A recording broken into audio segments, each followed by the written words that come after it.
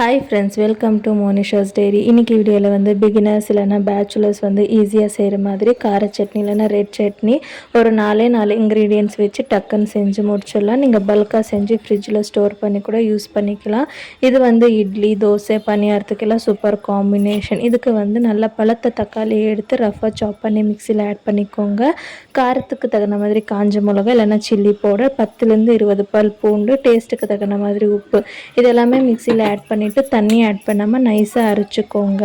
இப்போ தாளிக்கிறதுக்கு வந்து நீங்கள் ஃப்ரிட்ஜில் ஸ்டோர் பண்ணுற மாதிரி இருந்துச்சுன்னா கொஞ்சம் எண்ணெய் அதிகமாக ஆட் பண்ணிக்கோங்க. நான் 3 ஸ்பூன் அளவுக்கு ஆயில் ஆட் பண்ணிவிட்டு கடுகு, கருவேப்பிலை போட்டு பொரிஞ்ச பிறகு நம்ம அரைச்சி வச்சுருக்க பேஸ்ட்டையும் போட்டுட்டு மிக்சி கழுவின தண்ணி கொஞ்சமாக ஆட் பண்ணிவிட்டு மஞ்சள் தூள் போட்டு சிம்லேயே வச்சு நல்லா ஒரு 10 நிமிஷத்துக்கு வேக வச்சிங்கன்னா பச்சை வாசனை எல்லாம் போய் தண்ணி எல்லாம் வற்றி இந்த மாதிரி திக்காக எண்ணெய் பிரிஞ்சு வரும். அவ்வளோதான், நம்ம கார சட்னி வந்து ரெடி ஆயிடுச்சு. ட்ரை பண்ணி பாருங்கள். பாய்.